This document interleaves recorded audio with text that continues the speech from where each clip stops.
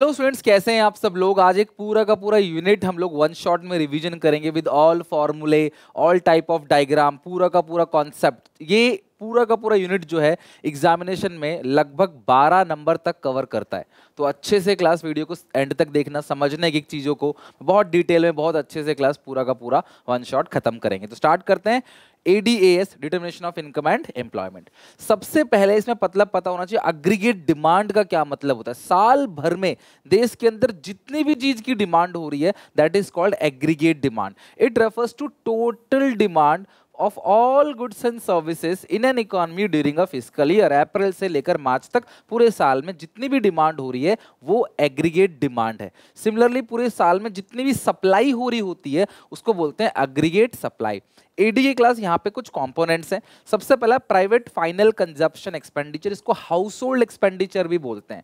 Demand करने का मतलब, अगर मैं कोई सामान खरीद के लेके आ रहा हूँ, घर का राशन हो, चाहे क्लास कपड़े हो, चाहे जूते हो, चाहे कोई भी सामान खरीद के लेके आ रहा हूँ, वो मैं अपने कंजप्शन के लिए लेके आ रहा हूँ, तो उस पर जो खर्चा कर रहा हूँ that is called private final consumption expenditure. और वो डिमांड ही तो है। अगर मैं बाजार से पेन खरीद के लेके आता हूँ तो ये पेन की डिमांड ही तो की मैंने। दूसरा है, हाँ, और ये इनकम पे डिपेंड करता है। Higher the level of income, higher will be the consumption expenditure and vice वर्सा।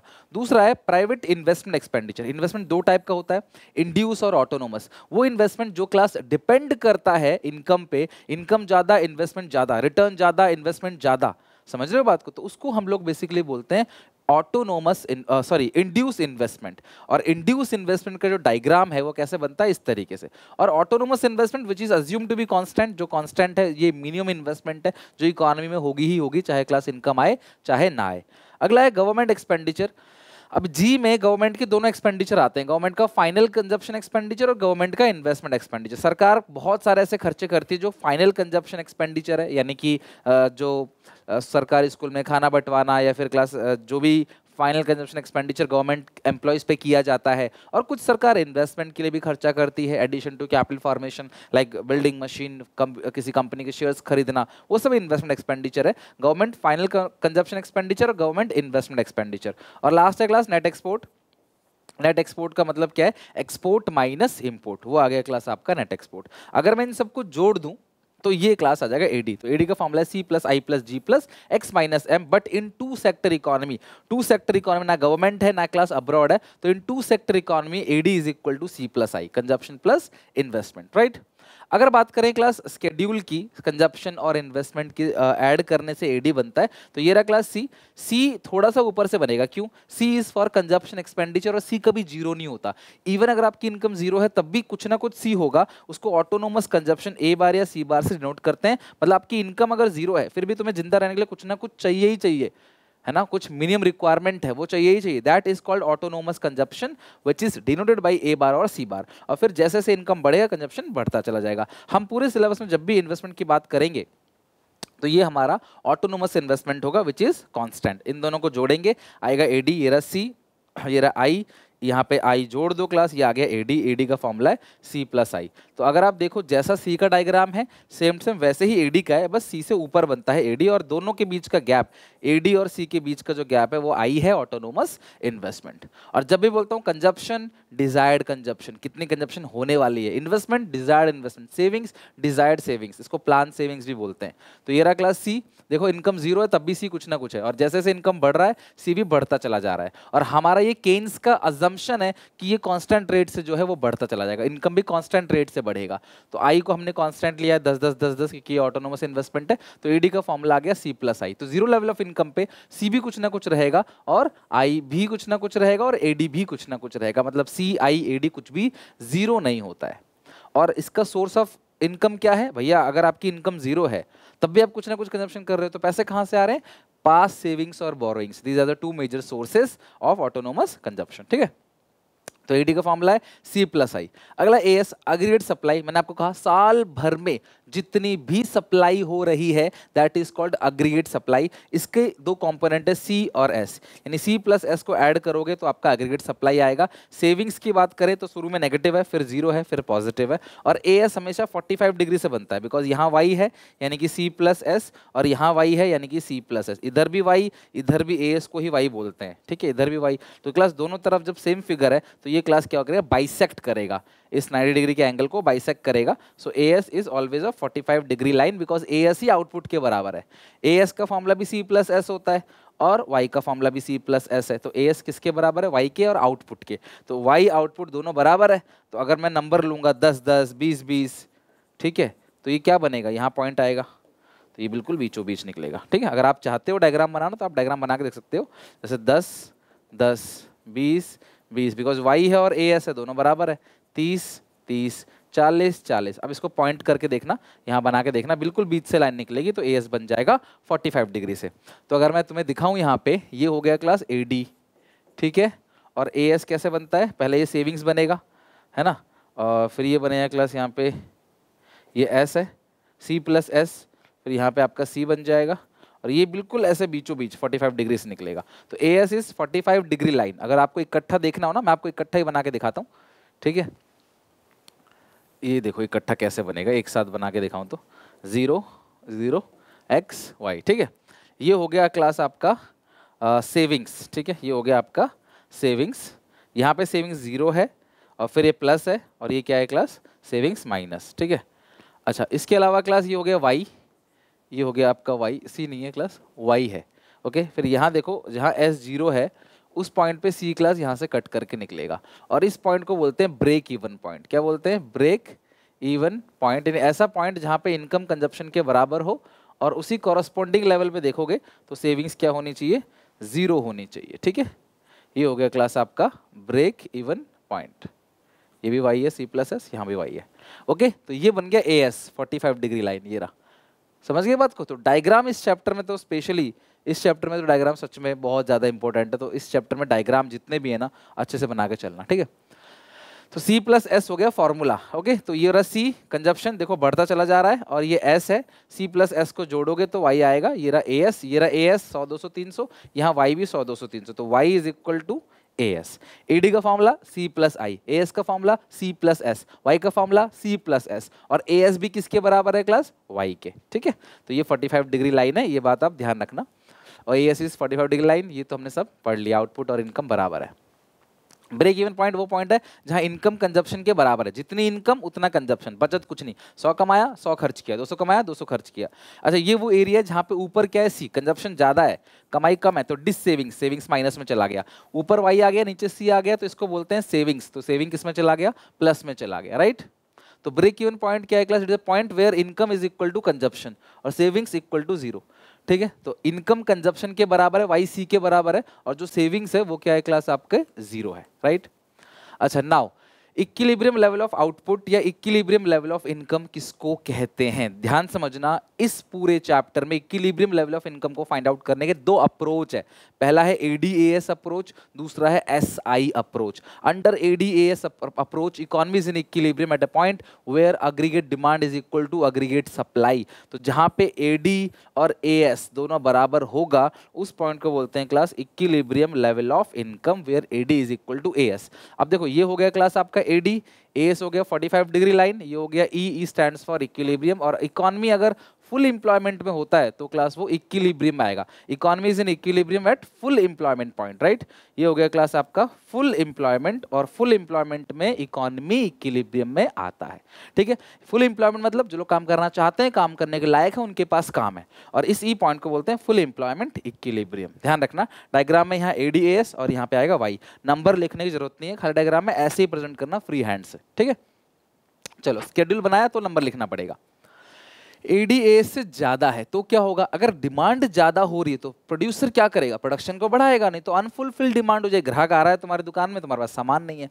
तो if AD is greater than AS तो प्रोड्यूसर्स को क्या करना पड़ेगा, ज्यादा गुड्स एंड सर्विसेज को बनाना है, क्योंकि एग्जिस्टिंग स्टॉक सारा बिक चुका है और अनफुलफिल्ड डिमांड हो रही है, डिमांड को पूरा नहीं कर पा रहे। और अगर एडी कम है, एएस ज्यादा है, सप्लाई ज्यादा है, तो प्रोडक्शन कम करो, ठीक है। As a result some goods remain unsold, कुछ माल नहीं बिका, तो अनवांटेड स्टॉक को क्लियर करने के लिए क्लास आपको प्रोडक्शन में कटौती करनी पड़ेगी, कट इन प्रोडक्शन, राइट।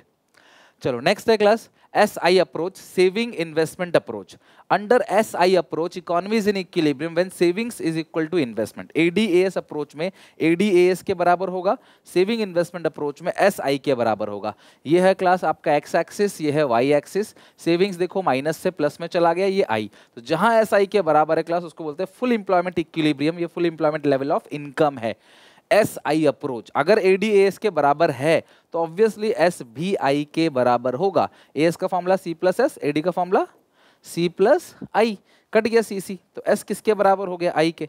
तो under SI approach economy is in equilibrium at a point where savings is equal to investment. S I के बराबर है तो समझ लो इकोनॉमी इक्विलिब्रियम में, राइट। तो ADAS अप्रोच का डायग्राम हो गया, सेविंग इन्वेस्टमेंट का डायग्राम हो गया। ये जो भी सेविंग जो भी इन्वेस्टमेंट है ये प्लान है, this is not actual, this is x and T, यानी कि plan savings plan investment, x and T, okay. Next, अगर सेविंग्स ज्यादा है, अगर लोग बचत ज्यादा कर रहे हैं तो आप प्रोडक्शन कम करो ना, लोग खर्च करने को रेडी नहीं तो क्यों प्रोडक्शन कर रहे हो। और अगर लोग सेविंग्स कम कर रहे हैं, इन्वेस्टमेंट ज्यादा कर रहे हैं तो आप प्रोडक्शन करना स्टार्ट करो, क्योंकि आप डिमांड पूरी नहीं कर पा रहे। तो ये कम ज्यादा वाला ध्यान रखना, ADAS और SI।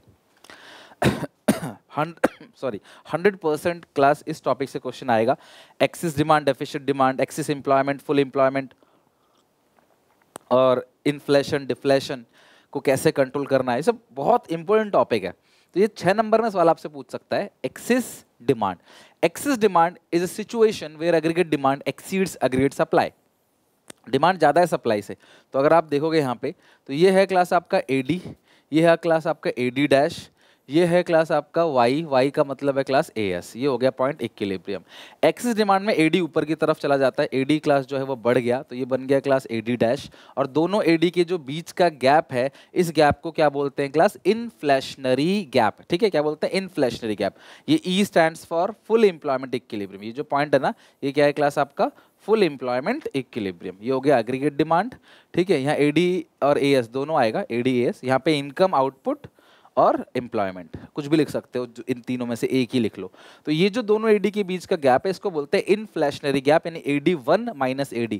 सारे बच्चे एक टॉपिक ध्यान समझो, ये जो AD1 है ना, ये AD जो है, सुनो, जो खाली AD है वो तो C प्लस आई है, लेकिन जो AD1 है वो है C plus I plus change in investment. तो एग्रीगेट डिमांड जो बढ़ रहा है वो किसकी वजह से बढ़ रहा है, चेंज इन इन्वेस्टमेंट की वजह से। 1 मार्क में आ सकता है, ध्यान रखना, CVT में पूछा गया था लास्ट ईयर। अच्छा, कॉजेज ऑफ एक्सिस डिमांड या इन्फ्लेशनरी गैप, कारण क्या क्या है। तो जो 5 कंपोनेंट आपने पढ़े हैं ना, C plus I plus G plus X minus M, वो सारे अगर बढ़ेंगे तो ये कारण बनेगा एक्सिस डिमांड का, वो सारे घटेंगे तो कारण बनेगा डेफिशिएंट डिमांड का, ठीक है। वो सारी चीजें देखो, increase in private consumption, increase in private investment, increase in government consumption, increase in government investment, increase in export, right, decrease in import. Import जितना घटेगा उतना हम लोग देश का सामान खरीदेंगे, तो वो एग्रीगेट डिमांड का कारण बनेगा। टैक्सेस एक्सिस डिमांड का कारण बनेगा। कट इन टैक्सेस, टैक्स कम होगा, सस्ती होंगी, हम डिमांड ज्यादा करेंगे, वो एक्सिस डिमांड बनेगा।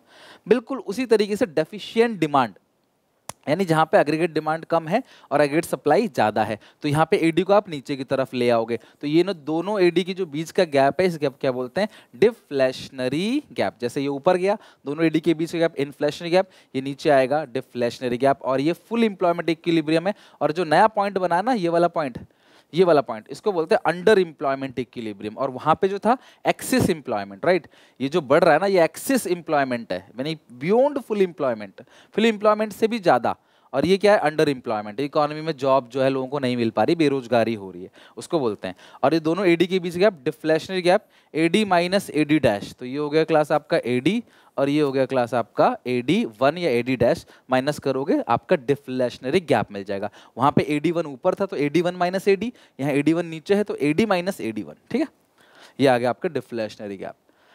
कॉजेज ऑफ डिफ्लेशन या डिफ्लेशनरी गैप या डिफ्लेशन कॉजेज क्या है? प्राइवेट फाइनल कंजप्शन एक्सपेंडिचर का बढ़ना, प्राइवेट इन्वेस्टमेंट एक्सपेंडिचर का बढ़ना, डिक्रीज इन गवर्नमेंट एक्सपेंडिचर, सरकार अपने एक्सपेंडिचर को कम करेगी, decrease in export and increase in import, है ना, increase in tax rate leads to decrease in disposable income of people. ध्यान है, टैक्स रेट कम होगा तो भी डिमांड कम होगा, और क्लास यानी कि इनकम कम, सॉरी टैक्स रेट ज़्यादा होगा, सॉरी उल्टा बोल दिया, टैक्स रेट अगर ज़्यादा है तो लोग डिमांड कम करेंगे, इनकम कम बचेगी। 100 कमाता हूँ, 40 सरकार को टैक्स देता हूँ, 60 ही खर्च करूँगा, 50 टैक्स दूंगा तो 50 ही खर्च करूँगा। फिर ये सारी चीज़ें का घटना और इम्पोर्ट्स का बढ़ना, इम्पोर्ट ज़्यादा करेंगे तो देश के अंदर नहीं खरीदेंगे चीज़ें, डेफिशिट डिमांड, टैक्स रेट का बढ़ना। ठीक है, अच्छा, फुल एम्प्लॉयमेंट किसे कहते हैं? Those who are willing and able to work, they have work, जो काम करना चाहते हैं, काम करने के लायक है, उनके पास काम है, उसको बोलते हैं फुल एम्प्लॉयमेंट। फुल एम्प्लॉयमेंट का मतलब ये नहीं कि देश में बेरोजगारी नहीं है, बहुत सारी बेरोजगारी होती है, उसमें से एक है स्ट्रक्चरल अनएम्प्लॉयमेंट। स्ट्रक्चरल अनएम्प्लॉयमेंट मतलब जब इकोनॉमी का स्ट्रक्चर चेंज हो रहा हो, इकोनॉमी का ढांचा चेंज हो रहा हो, धीरे धीरे इकोनॉमी मॉडर्नाइजेशन की तरफ जा रही हो, तो this is called class structural unemployment. कुछ लोग बेरोजगार हो जाते हैं, उस नई मॉडर्न टेक्निक को नहीं समझ पाते, नई टेक्नोलॉजी में नहीं ढाल पाते खुद को। फ्रिक्शनल अनएम्प्लॉयमेंट, फ्रिक्शनल अनएम्प्लॉयमेंट का सिंपल सा मतलब है जब आप एक जॉब छोड़ते हो दूसरी जॉब में जाते हो तो कुछ टाइम के लिए आप बेरोजगार हो जाते हो, उसको बोलते हैं फ्रिक्शनल अनएम्प्लॉयमेंट। वॉलंटरी, आप अपनी इच्छा से, आपको काम ही नहीं करना, या तो आपको उस वेज रेट पे काम नहीं करना जो वेज रेट मार्केट ऑफर कर रहा है, या तो आपको काम ही नहीं करना है ना, हमें काम करना ही नहीं है, बिल्कुल हमारे मन में ही नहीं काम करना, this is called voluntary unemployment. और सबसे लास्ट जो एक सीरियस प्रॉब्लम है, इनवॉलंटरी अनएम्प्लॉयमेंट, जो लोग काम करना चाहते हैं, काम करने के लायक हैं, वो कहते हैं हम इस रेट पे काम करने को तैयार है जो रेट मार्केट ऑफर कर रहा है, बट काम ही नहीं है, तो they are called involuntary unemployment. मतलब फिर वो तो भैया अपनी इच्छा से नहीं, मजबूरी में बेरोजगार है, जॉब लेबर सप्लाई कम है, जॉब है ही नहीं मार्केट के अंदर। ये वो टॉपिक है जो हमने मनी बैंकिंग के अंदर भी पढ़ा था। आई होप आप लोगों ने मनी बैंकिंग का अच्छे से देख लिया होगा। उसके अंदर मॉनेटरी पॉलिसी हमने पढ़ लिया था जो आरबीआई का था, क्वांटिटेटिव और क्वालिटेटिव मेजर्स। ठीक है, अगला है class fiscal policy by the government. ये बिल्कुल सेम है मनी बैंकिंग की तरह, आप वहां से कवर कर लेना, अगर आपने नहीं किया तो। कर लिया तो पता होगा आपको bank rate, CRR, SLR, open market operation और मार्जिनल रिक्वायरमेंट, राइट, उससे कैसे कंट्रोल करना। मैं एक बार रिपीट कर देता हूँ, बैंक रेट बढ़ेगा। अच्छा देखो, ये क्या लिखा है, measures to correct excess demand और डेफिशिट डिमांड। तो एक्सेस डिमांड का मतलब ही होता है inflation, inflationary gap beyond full employment. Deficit demand का मतलब ही deficient demand, deflation, under employment, ये सारा सेम ही है, वर्ड सेम मीनिंग है। तो कैसे कंट्रोल करना है? सबसे पहला, इन्फ्लेशन कंट्रोल करने के लिए बैंक रेट को बढ़ाओ, सीआरआर एसएलआर को बढ़ाओ, ओपन मार्केट में सेल करो, रिवर्स रेपो रेट को बढ़ाओ और क्रेडिट रेशनिंग मार्जिनल रिक्वायरमेंट को भी बढ़ा दो। डिफ्लेशन कंट्रोल करने के लिए या डेफिशिट डिमांड कंट्रोल करने के लिए, डिफ्लेशन गैप कंट्रोल करने के लिए सीआरआर एसएलआर कम करो, ओपन मार्केट में परचेज करो, बैंक रेट रेपो रेट कम करो, रिवर्स रेपो रेट कम करो और मार्जिनल रिक्वायरमेंट को भी कम करो। ये आपने पढ़ रखा था। हम आज पढ़ेंगे फिस्कल पॉलिसी। फिस्कल पॉलिसी में जो गवर्नमेंट है ना, उसकी जिम्मेदारी होती है एक्सेस डिमांड, डेफिशिट डिमांड को कंट्रोल करना। यानी कि एक्सेस डिमांड, डेफिशिट डिमांड को ठीक करने की जिम्मेदारी सरकार के पास है। उसके पास दो चीजें हैं, सबसे पहला गवर्नमेंट स्पेंडिंग और दूसरा गवर्नमेंट टैक्सेशन पॉलिसी। तो कंट्री में अगर क्लास इन्फ्लेशन है, सरकार अपने खर्चे कम कर देती है, और डिफ्लेशन में सरकार अपने खर्चे बढ़ा देती है ताकि लोगों के हाथ में पैसा पहुंचे, लोग डिमांड ज्यादा करें। और टैक्सेशन पॉलिसी, इन्फ्लेशन है, महंगाई है, एक्सेस डिमांड है, तो सरकार टैक्स रेट बढ़ा देती है ताकि आप लोग डिमांड कम करो, सामान महंगा मिले आपको, ठीक है, आपकी इनकम थोड़ी कम हो जाए। और अगर कंट्री में डेफिशिट डिमांड है, सरकार टैक्स रेट कम कर देती है ताकि आपको सामान सस्ता मिले, आप डिमांड करो। तो इन्फ्लेशन, एक्सेस डिमांड में डिमांड जो है कम करवाने की बात होती है, मनी सप्लाई को रेस्ट्रिक्ट किया जाता है। डिफ्लेशन में मनी सप्लाई को लिबरलाइज किया जाता है, राइट। तो ये फिस्कल पॉलिसी या फिस्कल मेजर बोलते हैं, जो किसका है क्लास? गवर्नमेंट का है, ओके। अच्छा, अब आ गए क्लास थोड़े से न्यूमेरिकल पोर्शन पे। प्रोपेंसिटी टू कंज्यूम, इसके अंदर हम पढ़ेंगे एपीसी, एपीएस, एपीसी और एमपीसी। एपीसी क्या होता है? इनकम का वो हिस्सा जो आपने खर्च करना है, या इनकम का वो हिस्सा जो आपने खर्च कर दिया था, पार्ट और proportion of income which is spent on consumption is called APC. APC के formula C upon Y, C for consumption, Y upon income. कुछ लोग ratio of consumption to income भी बोल देते हैं, विच इज ऑल्सो करेक्ट। तो APC क्या एक के बराबर हो सकता है? Yes, at break even point APC is equal to 1। Break even point वो पॉइंट होता है जहां इनकम कंजप्शन के बराबर है। तो ब्रेक इवन पॉइंट पे एपीसी 1 के बराबर होता है, जितनी इनकम है क्लास उतनी ही कंजप्शन है। APC can be less than 1, एक से छोटा भी हो सकता है क्लास। अगर आपका सी जो है वो आपका छोटा है, वाई बड़ा है, तो ये एपीसी एक से छोटा भी हो सकता है, एक से बड़ा भी हो सकता है, बिल्कुल एक से बड़ा हो सकता है। अगर ऊपर ज़्यादा है नीचे कम, सर ऐसा कैसे हो सकता है कि 100 कमा रहे हो 110 खर्च कर रहे हो, ऊपर ज़्यादा कैसे हो सकता है? बिल्कुल हो सकता है। पास savings and borrowings are the main sources. जीवन व्यापन के लिए 110 रुपये चाहिए और ये 100 है, तो ये बिल्कुल उससे ज़्यादा हो सकता है, नो प्रॉब्लम। और it can be zero, zero भी हो सकता है। अगर sorry, it can never be zero, APS zero हो सकता है, एपीसी नहीं। ये कभी जीरो नहीं होगा, नेगेटिव नहीं होगा। 1 हो सकता है, 1 से ज़्यादा हो सकता है, 1 से कम हो सकता है, लेकिन कभी भी जीरो और नेगेटिव एपीसी नहीं हो सकता, because consumption can never be zero. जीवन व्यापन के लिए तो कुछ ना कुछ कंजप्शन चाहिए ही चाहिए। अब यहाँ पे एक छोटी सी बात जहाँ से सवाल पूछ लिया जाता है, क्लास केन्स का जो है साइकोलॉजिकल लॉ ऑफ कंजप्शन, वो बेसिकली क्या कहता है कि आप जैसे जैसे अमीर होते चले जाते हो आपका एपीसी कम और एपीएस ज़्यादा होने लग जाता है। अमीर इंसान बचाता ज़्यादा है, खर्च कम करता है। खर्च कम करता है का मतलब ये नहीं कि गरीब 100 रुपये खर्च कर रहा है तो अमीर 80 कर रहा है। गरीब अपनी इनकम का 80% 90% खर्च कर देता है, बचता कुछ नहीं है। अमीर अपनी इनकम का 10% भी खर्च करेगा ना तो भी बहुत है। आप कोई 10 लाख रुपए महीने कमा रहे हैं तो भैया उसका 10% भी 1 लाख बनता है, तो 1 लाख खर्च करेगा महीने में। 20% 20 लाख। गरीब 10,000 कमा रहा है तो वो 90% खर्च कर देगा, 9,000। परसेंट की बात कर रहा हूँ, रेशियो की बात कर रहा हूँ। Keynes put forward a class psychological law of consumption according to which as income increases consumption increases but not by as much the increase in income। Income तो बढ़ती चली जाती है। अमीर लोग जो होते हैं जिनकी इनकम ज़्यादा बढ़ती चली जाती है वो सेविंग्स ज़्यादा करते हैं, कंजप्शन उतना नहीं बढ़ाते। लाइक आज रोटी कपड़ा मकान सब कुछ मिल रहा है, खाने पीने की चीज़ें सब कुछ हो रही है, कल को मेरी सैलरी डबल हो जाती है मान लो, ठीक है, तो मैं क्या चेंज करूँगा इसमें? अब 4 रोटी की जगह 6 रोटी तो नहीं खाऊंगा। जो चीज़ें नॉर्मली लाइफ गरीब इंसान जो है, मान लो कि मेरी सैलरी 10-20 हज़ार है, तो अब मैं क्या करूंगा, सैलरी बढ़ेगी तो मैं ये सब चीज़ों को अच्छी करूंगा। बट जो अमीर इंसान है उसकी तो भाई सैलरी ऑलरेडी अच्छी है, वो अच्छा पैसा कमा रहा है, तो वो बहुत ज़्यादा कंजप्शन नहीं बढ़ाता है। तो यही है कि जैसे जैसे इंसान की इनकम बढ़ती है ना, in other words MPS is less than 1, तो एमपीएस क्लास लेस देन 1 है, यानी कि कहीं ना कहीं क्लास वो एक्स्ट्रा पैसा जो है बचत कर रहा है। कुल मिला के अमीर इंसान का एमपीसी और एपीसी कम मिलेगा, वो बचत ज़्यादा करते हैं क्योंकि उनकी इनकम ऑलरेडी अच्छी होती है, कंजप्शन ऑलरेडी अच्छा खासा कर रहे हैं। अब मुकेश अंबानी क्या, अगर मुकेश अंबानी कल को और अमीर हो जाए तो वो क्या कंजप्शन बढ़ाएंगे? वो क्या ऐसा जो नहीं खा रहे, क्या ऐसा कपड़े जो नहीं खरीद पा रहे इस टाइम, सब कुछ है, क्या बढ़ाएंगे? वो सारा का सारा सेव होगा या मेजोरिटी सेव होगा, थोड़ा बहुत अगर नहीं हुआ तो नहीं हुआ, बाकी मेजोरिटी सेव होगा। इनकम का वो हिस्सा जो आपने बचा लिया, जो आपने कंज्यूम नहीं किया, that is called APS. Formula है एस अपॉन वाई। ध्यान रखना, APS can negative, savings minus में हो सकता है तो एपीएस माइनस में हो सकता है, सेविंग्स प्लस में हो सकता है हाँ तो एपीएस प्लस में हो सकता है, सेविंग जीरो हो सकता है हाँ तो एपीएस भी जीरो हो सकता है। It can be zero, it can be positive when S is positive not equal to, देखो एस पॉजिटिव हो सकता है लेकिन एक और एक से ज्यादा कभी नहीं हो सकता। एपीएस कभी भी एक नहीं हो सकता, 100 कमाया 100 बचा लिया, नहीं हो सकता कभी, फिर कंजप्शन जीरो हो जाएगा। तो एपीएस कुछ ना कुछ रहेगा, जीरो भी हो सकता है, माइनस भी हो सकता है, और एपीसी तो हमेशा कुछ ना कुछ होगा। तो एपीएस जीरो भी हो सकता है, माइनस भी हो सकता है, एक से छोटा ही होगा जो भी होगा, एक के बराबर कभी नहीं होगा, एक से बड़ा कभी नहीं होगा, हमेशा एक से छोटा ही मिलेगा। जीरो माइनस एक से छोटा ही रहेगा हमेशा, ठीक है। और एक और formula APC plus APS equal to 1, APC C upon Y, APS S upon Y, LCM लेंगे Y C plus S, Y cut के क्या आ गया, APS, APC plus APS cut के क्या क्लास आ गया, 1। अच्छा, एमपीसी क्या होता है? Marginal propensity to consume, it shows change in consumption due to change in income.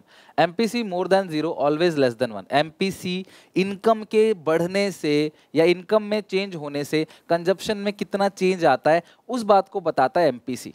Change in consumption due to change in income, change in consumption C2 minus C1, change in income Y2 minus Y1। तो MPC जो है 0 से बड़ा है और 1 से छोटा है, यानी कि एमपीसी की वैल्यू हमेशा 0 to 1 रहेगी। ध्यान रखना, हमेशा एमपीसी या एमपीएस की वैल्यू 0 से 1 के बीच ही रहेगी। केन्स के लॉ ने भी यही कहा था, 1 से छोटा ही होगा हमेशा एमपीसी। लेकिन सवाल ये है क्लास कि एमपीसी बेसिकली होता क्या है? एडिशनल इनकम का कितना पोर्शन आपने खर्च कर दिया, एडिशनल इनकम या इंक्रीज इनकम का कितना पोर्शन आपने खर्च कर दिया। But when whole additional income is consume तब एमपीसी 1 होगा। वैसे तो 0 to 1 के बीच रहता है, लेकिन 1 कब होगा? When whole additional income is consume तो MPC 1, when whole additional income is saved तो एमपीसी 0 हो जाएगा। रहता 0 से 1 है, बट लगा देंगे हम, वैसे तो 0 to 1 के बीच ही रहता है, 0 से बड़ी 1 से छोटी। बट अगर सारा ही कंज्यूम कर लिया एक्स्ट्रा इनकम तो 1, एक्स्ट्रा इनकम कुछ भी कंज्यूम नहीं किया तो 0। सिमिलरली एमपीएस, अच्छा हाँ ये रहा, MPC of poor is more than MPC of rich, और एमपीसी जो गरीब लोगों का है ना वो ज़्यादा है और अमीरों का कम होगा। और MPC fall with successive increase in income. और इस पूरे के पूरे चैप्टर में अजम्पशन ये है कि जो कंजप्शन है और इनकम है वो कांस्टेंट रेट से बढ़ेगा। इनकम या कंजप्शन जो बढ़ता है वो कांस्टेंट रेट से बढ़ता है, ऐसे टेढ़ा मेढ़ा होकर नहीं बढ़ता है, वो कांस्टेंट रेट से बढ़ता चला जाएगा। एमपीएस यानी कि change in savings upon change in Y, यानी कि APC C upon Y, APS S upon Y, MPC delta C upon delta Y, MPS delta S upon delta Y, यानी कि MPS always more than 0 and less than 1, वही बात है, 0 से बड़ा 1 से छोटा 0 to 1 के बीच रहता है। सारी एडिशनल इनकम को सेव कर लिया तो एमपीएस 1 हो जाएगा, और कुछ भी एडिशनल इनकम सेव नहीं किया तो एमपीएस 0। और फाइनली एमपीसी प्लस एमपीएस दोनों को मिलाकर जो रहता है वो क्या रहेगा, 1 के बराबर रहेगा। ठीक है, जैसे एपीसी प्लस एपीएस दोनों को मिलाकर 1 के बराबर रहता है, उसी तरीके से एमपीसी प्लस एमपीएस भी दोनों को मिलाकर 1 के बराबर रहता है। ठीक है, नाउ अगला है क्लास कंजप्शन फंक्शन। अब यहाँ से क्लास न्यूमेरिकल आ जाता है। कंजप्शन फंक्शन एक फंक्शनल रिलेशनशिप है between C and Y. C for consumption expenditure, A bar is autonomous consumption, B MPC. ध्यान रखना कंजप्शन फंक्शन में वाई तो इनकम है ही, वाई के साथ जो बी लगा हुआ है इंटरसेप्ट, उसको हम लोग क्या बोलते हैं, MPC, marginal propensity to consume. Saving function बिल्कुल सेम है, एस और वाई का क्लास एक फंक्शनल रिलेशनशिप बताता है। यहाँ minus A bar autonomous saving है, बी खाली एमपीएस था, but now 1 minus B is MPS, B MPC है और 1 माइनस बी जो है वो एमपीएस है, और यहाँ पे एस का मतलब क्या है क्लास, सेविंग्स। ठीक है, तो आप ध्यान रखना कंजप्शन फंक्शन और सेविंग फंक्शन आपको पता होना चाहिए, A bar plus B Y minus A bar plus 1 minus B Y. Okay, अब सेविंग फंक्शन कैसे डिराइव कंजप्शन फंक्शन, देखो सी तो आप जानते हो, A plus B Y, S क्या होता है, एस का formula income minus consumption, savings किसके बराबर आएगा, इनकम माइनस कंजप्शन। सी जो है वो क्या है, A bar plus B Y, Y minus A bar minus B Y, so S equal to minus A bar 1 minus B, sorry minus है, फिर कॉमन ले लेना, ये वाई हो गया 1 और ये माइनस बी, तो एस इक्वल टू माइनस, इस तरह से हो गया। अब अगर एग्जामिनर बोलते हैं डायग्रामेटिकली बताओ कि कंजप्शन फंक्शन से सेविंग फंक्शन कैसे डिराइव करोगे, तो आप ऐसा डायग्राम बना सकते हो। देखो कैसे बनेगा डायग्राम, ये आपने बना दिया, y ये हो गया c, c 20 से शुरू किया है तो s भी माइनस 20 से ही शुरू होगा, अगर c प्लस 20 है तो s माइनस 20, और s जो है सेविंग्स यहाँ पे टच कर रहा है, यानी यहाँ पे s इक्वल टू 0 है, और ये तभी होगा जब y इक्वल टू सी होगा, यानी कि जहाँ पे y c दोनों बराबर है उसी कॉरेस्पॉन्डिंग लेवल पे आपका s 0 दिखना चाहिए। तो आपने कॉपी में बनाना ना तो खास ख्याल रखना, ये 20 है तो ये नीचे माइनस 20 से, बाकी उसी पैरेलल सीधा एकदम वो s जो है वो 0 होना चाहिए। ठीक है, कॉरेस्पॉन्डिंग लेवल पे, और कुछ नहीं।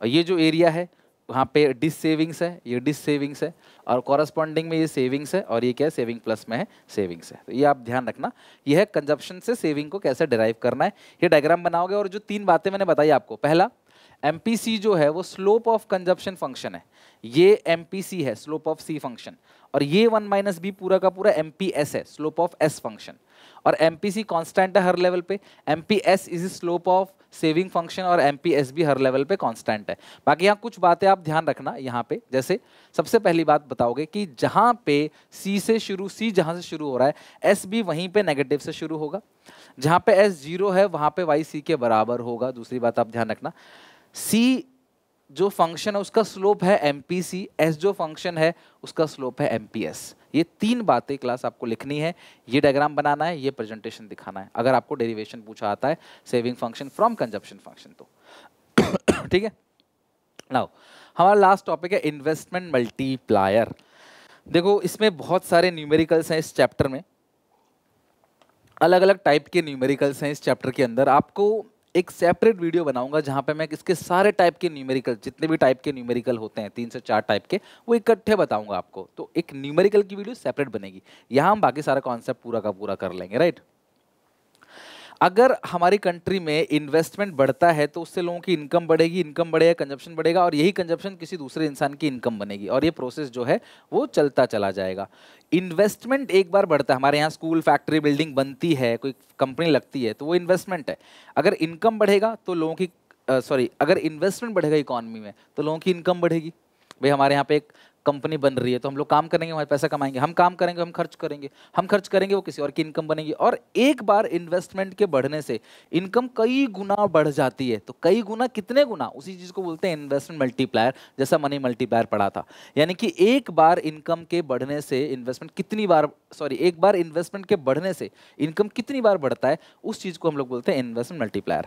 ये हो गया क्लास एएस, ये हो गया एडी, ये हो गया इक्विलिब्रियम। अब सुनो, अब ये एडी ऊपर की तरफ चला गया तो C plus I plus delta I, right. तो ये इन्वेस्टमेंट बढ़ी, ये जो ऊपर गया है ये चेंज इन आई की वजह से। तो इन्वेस्टमेंट के बढ़ने से इनकम कितनी बढ़ रही है, उस चीज को मेजर करने का काम किसका है, इन्वेस्टमेंट मल्टीप्लायर का। इसको किससे डिनोट करते हैं, के से। इट इज डिनोटेड बाई के।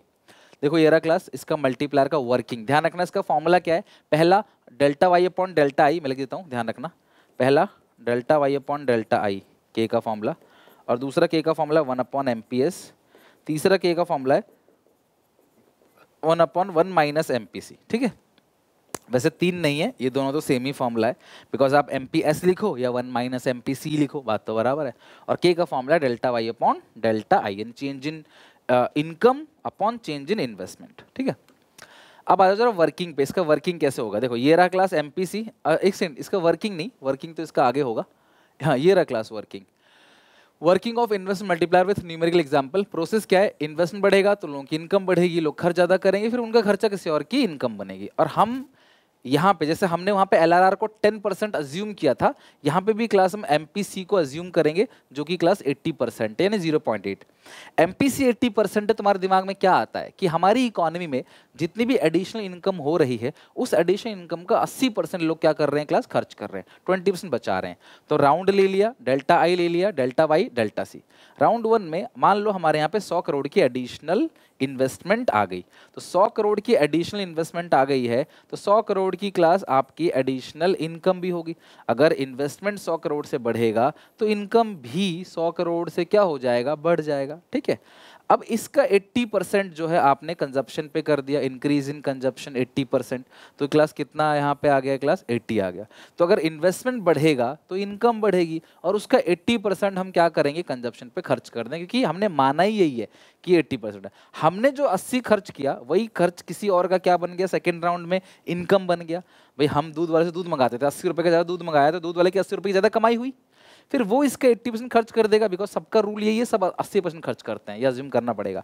फिर उसने 64 रुपये एक्स्ट्रा खर्च किया तो ये 64 रुपये किसी और की इनकम बन गई, फिर उसके 80% 51.20 खर्च किया, फिर वो राउंड में किसी और की इनकम बन जाएगी, फोर्थ राउंड में। बट हम फोर्थ राउंड बना नहीं रहे, ये राउंड बहुत आगे चला जाएगा। फिर हमने देखा कि 100 रुपये का इन्वेस्टमेंट बढ़ता है तो इनकम जो बढ़ेगा क्लास, उसका इनकम बढ़ेगा क्लास 5 गुना, यानी 500। सर 5 गुना कैसे पता चला, डिपोजिट, सॉरी, जो इन्वेस्टमेंट मल्टीप्लायर है उसका formula 1 upon M P S. अगर एम पी सी 0.8 है, आपको पता दोनों को मिला के 1 रहता है, तो एम पी एस 0.2 होगा, के हो गया 5 टाइम्स। के का आंसर हमेशा टाइम्स में आता है। तो अगर आप 100 करोड़ से इन्वेस्टमेंट बढ़ाओगे तो इनकम 5 गुना बढ़ जाएगी 500 करोड़ से, और 500 करोड़ का 80% कितना बनेगा, 400 करोड़। फिर 400 में से सारा बैलेंस करोगे तो ये बैलेंस आ जाएगा, बैलेंसिंग फिगर। 500 में से सारा माइनस करोगे तो आपका ये बैलेंसिंग फिगर आ जाएगा। आई होप क्लास आपको ये चीज़ अच्छी समझ आ गई। ठीक है, सॉरी, ये हो गया वर्किंग ऑफ इन्वेस्टमेंट मल्टीप्लायर। अच्छा, एक चीज़ और भी पूछ लिया जाता है कई बार, रिलेशनशिप एमपीसी के बीच में और एमपीएस के बीच में। तो सीधी सी बात है, एमपीसी प्लस एमपीएस दोनों को मिला के 1 रहता है, तो एमपीसी बढ़ेगा, एमपीएस घटेगा, एमपीएस घटेगा, एमपीसी बढ़ेगा, तो दोनों को मिला के 1 है।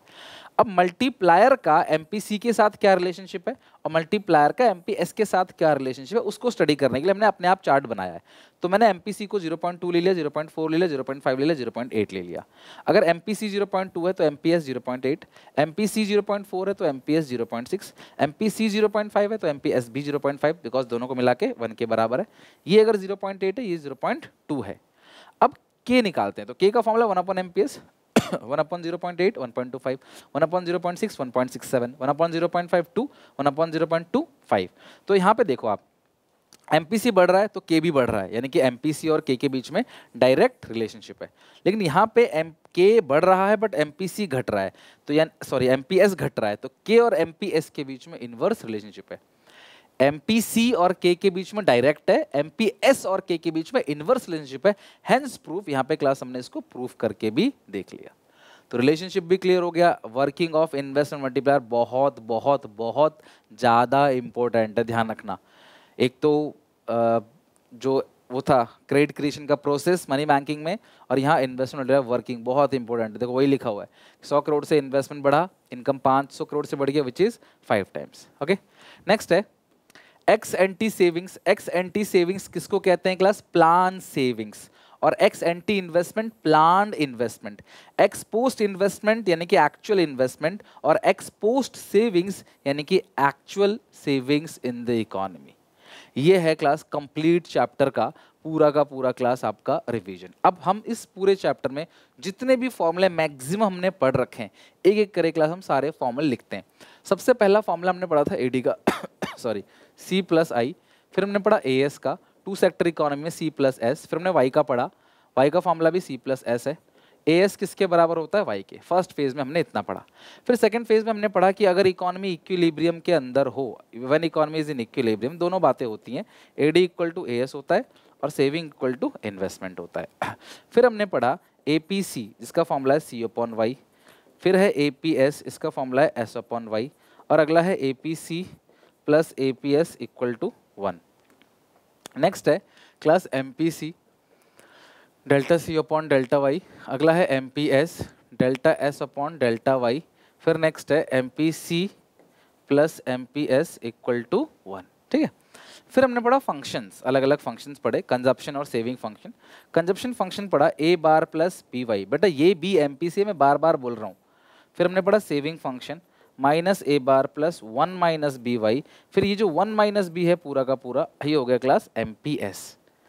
फिर हमने पढ़ा मल्टीप्लायर के हमने पहला फॉर्मूला पढ़ा डेल्टा वाई अपॉन डेल्टा आई।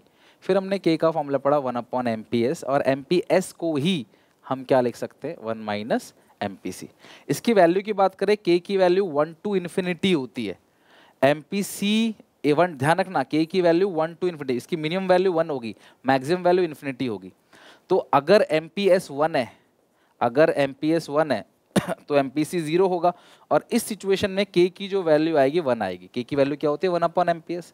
लेकिन अगर एम पी एस 0 है और एम पी सी 1 है तो के की जो वैल्यू आएगी वो आएगी इन्फिनिटी। तो के की वैल्यू 1 टू इन्फिनिटी के बीच ही होती है। ठीक है, 1 टू इन्फिनिटी के बीच। जैसे M P C plus M P C और एम पी एस की 0 टू 1 के बीच रहती है, उसी तरीके से ये 1 टू इन्फिनिटी के बीच रहती है। सारे फॉर्मूले, सारे वैल्यूज हमने अच्छे से कर लिया। अब अलग अलग टाइप के जो न्यूमेरिकल है ना, वो मैं एक सेपरेट वीडियो बनाऊंगा जहाँ पे हर एक टाइप के न्यूमेरिकल अच्छे से क्लास आपको एक एक टाइप के न्यूमेरिकल कराऊंगा। बिकॉज यहाँ पे थ्योरी है, यहाँ पर उसको भी कैटर करना बड़ा मुश्किल हो जाएगा, बट इसके लिए सेपरेट वीडियो बनाऊंगा मैं। ठीक है, तो आई होप ये बहुत बड़ा यूनिट था, मैंने कोशिश करी क्लास की इसको किसी तरीके से जल्दी आपको विदिन 30 मिनट्स करा दूँ। तो बताना मुझे कैसा लगा वीडियो। अच्छा लगे तो क्लास सपोर्ट करने के लिए शेयर जरूर करना इस वीडियो को अपने सारे क्लासमेट दोस्तों में। मिलते हैं नेक्स्ट वीडियो में, टेक केयर, बाय बाय।